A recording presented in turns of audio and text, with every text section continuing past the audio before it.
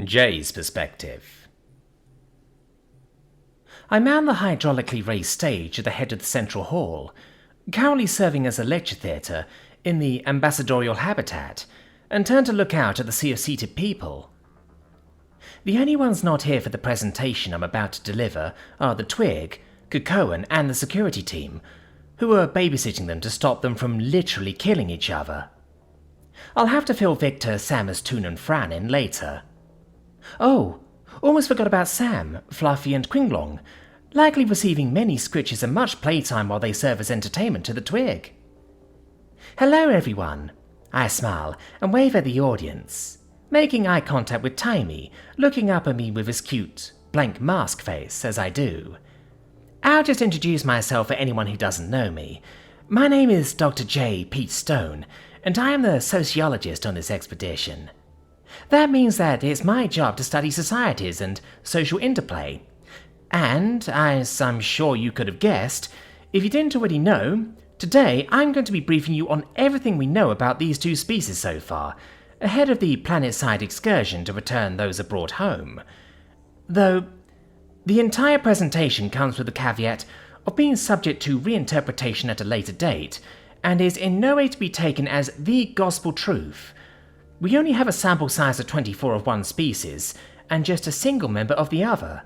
None of them will be without bias, none of them will be without gaps in their knowledge, and there may be things that they've chosen to mislead us about for whatever reason. So you will hear me use qualifiers like, it seems, as far as we can tell, apparently, they tell us, and we infer a lot during this presentation. If you later see, hear, or in any way experience something that's inconsistent with anything I'm about to tell you, please, trust your own judgment in the moment and bring it to my attention afterward. If you already come across anything which you can't reconcile with something I tell you, please let me know about it in the questions and comments section at the end. I will thank you. I look around, silently imploring people to understand that science is a process, not a doctrine.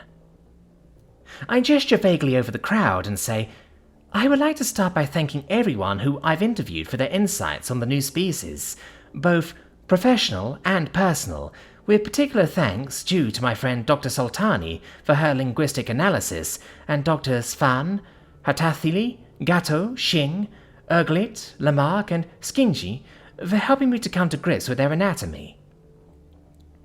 I bring up the first slide. A picture of Griv and Vig, the de facto leaders of those aboard, and a picture of General Cocoan are displayed. These are our species. A male and female example of the Twig are on the left, and on the right, a female of the Vrakand. At this time, we have encountered no males of that subspecies, though both sides corroborate that there exists significant sexual dimorphism, the males being smaller and hairier than the females, but with the sexes showing a basic body plan. The Twig tell us it is much rarer for them to see males, since they don't leave Vrakand settlements with anywhere near the regularity that females do. The Twig are bilaterally symmetrical vertebrates with mostly hairless, endothermic bodies. They are gracile, weighing only 9 to 12 kilograms fully grown, stand around 80 to 95 centimeters tall, with an orthograde posture and 4 limbs, 5 if we include their prehensile tails, and are true omnivores, happily eating almost anything offered to them. The ones we treated all had medium green skin and hair and eye colours in various shades from teal through green to yellow, though they tell us that they are aware of regional variations in phenotype and that not all Twig look exactly like them. I point to the General's picture, circling her face with a laser dot emanating from my hollow. The Vrakand, on the other hand, are a lot more difficult to get a solid baseline on, for the simple reason that this woman, in her own estimation and confirmed by the Twig we've interviewed, is an exceptional specimen. She is the Vishanks, literally first woman, but meaning something closer to general or military leader, of what we infer to be her species' hegemonic polity, and tells us that if there is a woman in the world larger or stronger than her, she is not aware of her. Therefore, her weight of significantly over half a ton, and her length of nearly 5 meters, shouldn't be treated as if it were typical.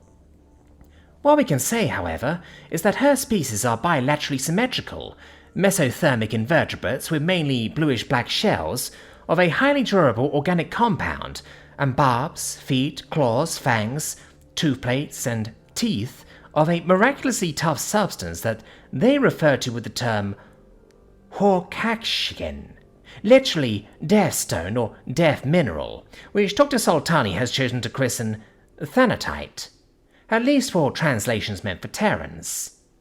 She tells us that she is aware of regional variations in phenotype in her species, but that it is something that mainly affects males' fur colour, it being much more difficult to get a sense of a female's locality only from biological indicators. They are much more robust than the twig, even if most are not as much more as the general is. They are true carnivores, rarely eating anything other than meat in never insignificant quantities. I turn to the next slide with the single word Sapience written across it. Now that I've given you a basic description of the two species, I just want to briefly put to rest any question of their sapience.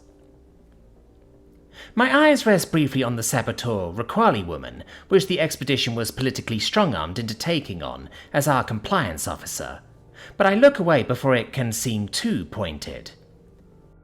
There is no question that they are both sapient and sentient, and, regarding the 5 anatomical prerequisites for technologicality, they can be easily seen to possess all 5. First, I bring up the next slide with the word locomotion at the top. Locomotion. I pause for a second before revealing 2 pictures beneath in a top-down wipe. There is a moderate chuckle from the audience at the pictures of twig and vracan legs that have just been unveiled. I think that's a pretty safe check on that, I smirk, bringing up 2 green check marks under the pictures. The twig are mainly bipedal and digitigrade with an erect posture, but are more than capable of switching to quadrupedality in a way that my own species would be thoroughly incapable of, though they do state that doing so too much or too often is liable to cause them injuries to their arms. The vracand are octopedal and arthrograde with a sprawling posture, though they are capable of partially erecting their legs beneath their bodies to gain height when necessary. There is no question that they are both mobile, not sessile. I bring up the next slide. Manipulation, I smile, bringing up the pictures of hands, tails, and pedipalps. This is another fairly safe check to both species. The twig possess bimanous, pedidactyl hands in a 1-4-0 arrangement, much like a Terran's. I hold up my own hand to demonstrate. They also possess a prehensile tail that I have personally seen them dangle their entire body weight from. The vracand possess tridactyl hands in a 1-2-0 arrangement, fully capable of gripping and carrying objects.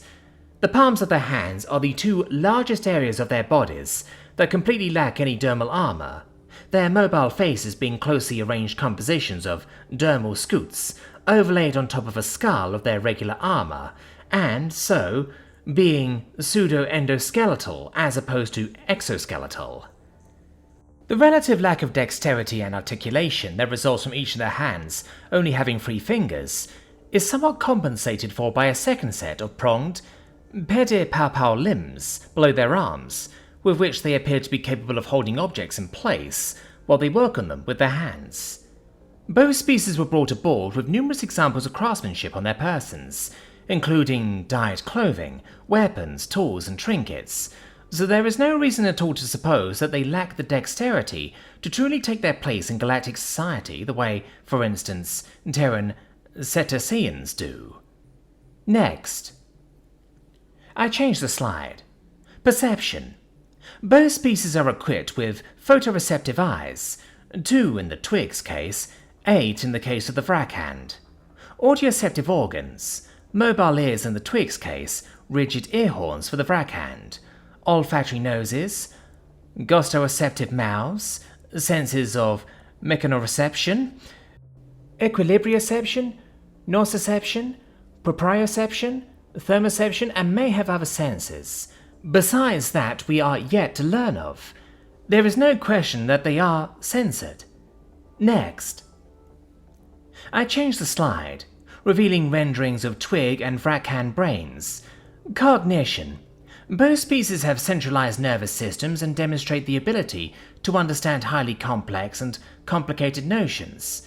They can think critically, perform abstract problem solving, ponder counterfactual scenarios, consider the world from others' perspectives, plan for the future, remember the past, introspect and ponder their own mortality. They are both intelligent species with rich inner lives. The final feature of sapience-enabling anatomy, before we get to topics I am personally much more comfortable with, is... I changed the slide. Communication. Both species, like most others, make use of a sound medium language, supported by informalized gestures and facial expressions. Here is an example of twig speech in the language common to all those aboard. I played the sound clip. Marta do clar, Quam moro din do clar, Whippip muck, comes the high, gravelly voice of the one called Yor, sounding rather similar to Lily's voice in its tone and timbre. Dr. Sultani informs me that words in this language are almost invariably monosyllabic and monomorphemic.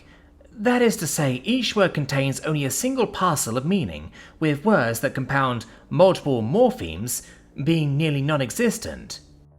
This means no plural forms of nouns, no noun cases, and no verb conjugation. She did, however, wish to impress upon me that low inflectional morphology is not a mark of linguistic simplicity or primitivity, and that needing more words to express the same information is not any kind of barrier to communication. It also bears mentioning that this is just one language from just one region of the planet.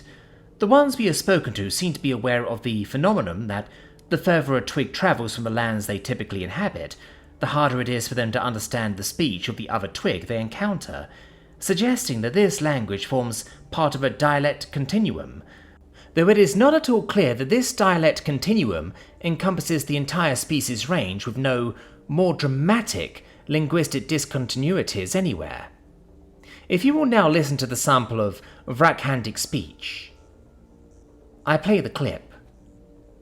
Ang Kukoan, Grekovas Vishans, Imvokwesh Imhenikanesh, states a deep, guttural, powerful voice that verges on sounding demonic. You'll definitely hear the difference. Multisyllabic and multimorphemic words are more common than not. Unlike with the twig, this woman tells us there is a relatively little dialectic distinction between different wak, or realms, of her species, and that she has almost no problem making herself understood when visiting what she calls her father's kung, or vassals. This is inferred to be due to a relatively low overall population, estimated at lower than 100,000 in total, and high level of political and social interconnectedness between the realms. One feature of this language Dr. Sultani brought to my attention is the genitive hor suffix, a marker of possession. They use this suffix a lot when they speak, or at least General Kukoan does. The twig have no equivalent word or grammatical structure in their language.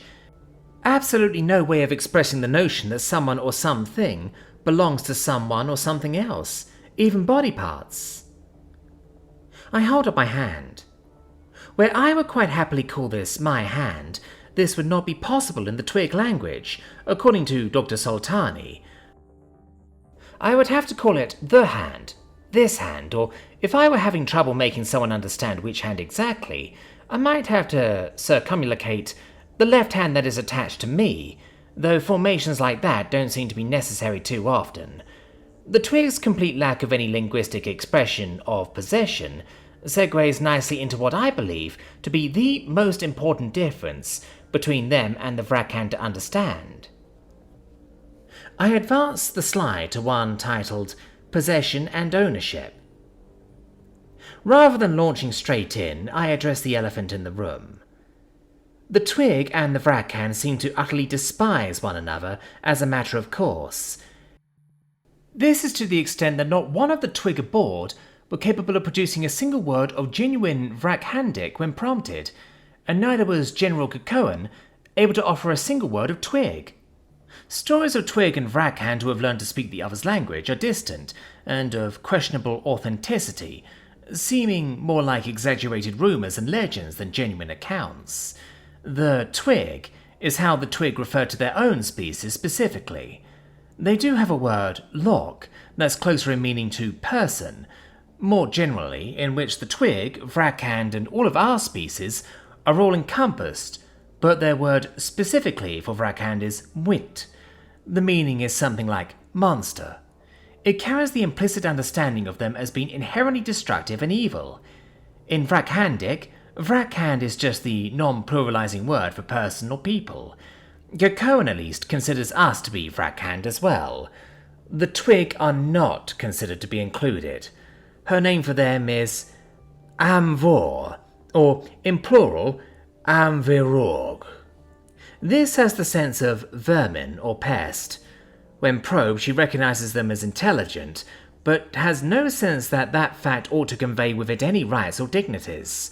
I believe the two species' differing understandings of possession and ownership are at the root of this animosity. I pause here to collect my thoughts before starting. From what we understand of the twig, the best way of explaining their relationship to ownership is that they simply lack one.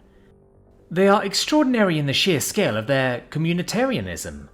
Food, water, tools, weapons, medicine, and land are all things which they regard to be held in common, both within and, to a slightly lesser extent, between communities. Twig have no word for spouse or partner, since they are completely non-monogamous, freely pursuing sexual encounters with any adult to whom they do not know themselves to be closely related.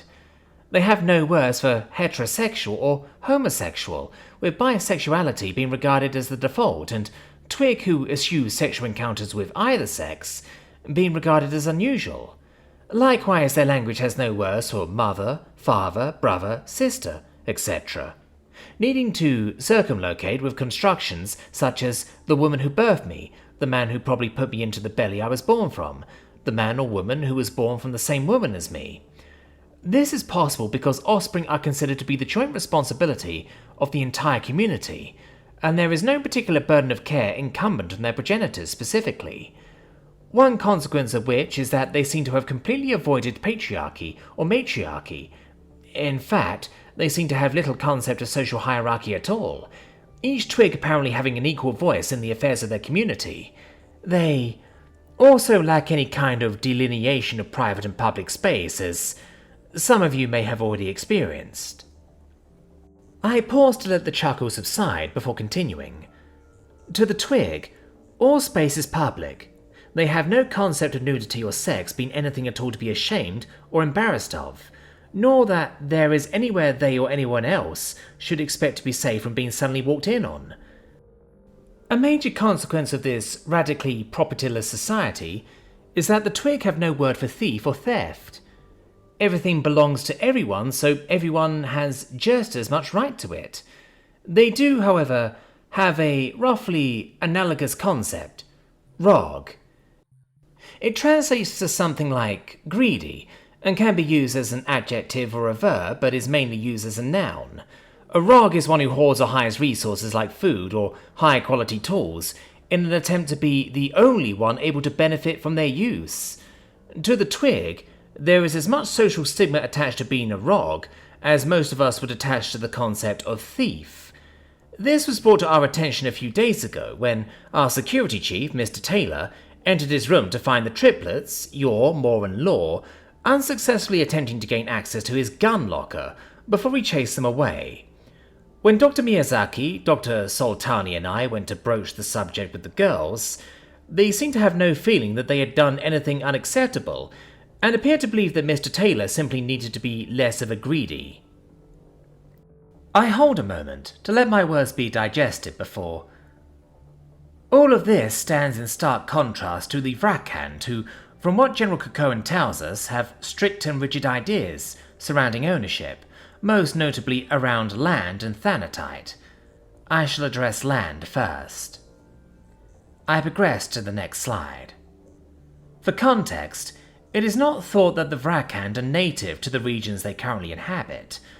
From what we're told, they seem to have an absolute horror of the cold, and be quite poorly adapted both to a frigid climate and to the relative poverty of prey animals they are able to acquire there. These facts, together with the archaeological survey of an ancient city, much larger than any that apparently exists today, on the much warmer southern peninsula, suggest that the surviving population are the descendants of refugees, fleeing the desertification that took place in that region around 10,000 to 20,000 years ago. This is corroborated by General Kukoan's account of the Kalash Kortan, or warm lands, a paradisal afterlife which Doctors Tan and Morningstar infer to be a folk memory echo of a time when they did indeed inhabit warmer lands than now. I bring this up to say the Vrakhan's maladaptation to their current environment requires them to control vast swaths of productive territory in order to be able to hunt sufficient quantities of game. The Twig, who seem to be native to their current climes, practice a form of nomadic itinerance which the Vrakhand often see as infringement on their rightful territory. According to the general, while they do their best not to needlessly cause suffering to any creature, they regard it as tantamount to an invasion whenever Twig communities trespass. The Vrakhand seem to take the view that since they are intelligent, they ought to know better, but since they have no concept of land as something that can be owned, they do not. As a side note, you will be relieved to know that in both species eating the other is viewed as being almost as taboo as cannibalism, though in the Vrakhan's case, that unfortunately seems to be more to do with hygiene than respect. I move on to show a picture of the knife, wielded by Vig, made of the severed foot of a Vrakhand warrior. Thti is a substance of immense importance to both species, and it's not hard to see why. Though both species are in their respective iron ages, Thti is significantly more durable, more hard-wearing than iron, and comes conveniently pre-shaped into blades, requiring very little actual working. It is, thus far, the single most durable organic compound known to science, a fact that caused our captain to rather humorously lament that she wished she found it attached to a non-sentient creature on a non-sentience-bearing world, since the money such a discovery would have earned would have easily allowed her and her entire crew to take the next half of a century off of work. The audience erupts in laughter, and T'Qual performs a humorous mock bow. Once they've quieted back down, I continue. Unfortunately, the Vrakhand regard Thti to be almost sacred, since it can only be harvested from deceased Vrakhand, not shedding with the rest of their skin. It is slow to replace and always in lower than ideal supply. It is never willingly traded between or within communities, and when Vrakhand realms war with one another, the victor demanding Thti from the vanquished is seen as the ultimate humiliating insult. The Twig refer to Thti as Lok Math, literally blood metal, for its resemblance to the colour of their blood, though it bears no resemblance to Vrakhand blood, which is blue. They are unaware of the reverence that the Vrakhand have for it, but do recognise its desirable material qualities for tool and weapon design, so seek after it rather voraciously. The Vrakhand view every piece of Thti in Twig hands, regardless of how they acquired it, as equal parts theft and desecration of the dead. The return of all Thti in Twig hands to those of the Vrakhand is likely to be a major sticking point in any peace negotiations that occur. I advance the slide. Next, societal organisation. We've already touched on Twig societal structure, so I'll start with the Vrakhand. Their apparently pronounced sexual dimorphism has led to their society bifurcating into two quite distinctly gender-segregated domains. Women, being the larger and stronger sex, form the military arm of Vrakhand society. Their duties include hunting, guarding, warfare, and any hard physical labour. It is apparently quite shameful for a woman to be deemed unfit for soldiery. Men, being smaller and weaker, form the civilian domestic sphere, with duties such as cooking, cleaning, crafting, and anything else seen as beneath women's dignity. However, contrary to what you might perhaps expect, all realms are led by a male Hinkhornak, or broodfather, who will be the biological father to a large proportion of his citizens. When we asked the general why it was that men ruled in her society, she informed us that this is due to the fact that males have a life expectancy 4 to 5 times that of females. Thus, older males are seen as repositories of knowledge and wisdom over generations of women.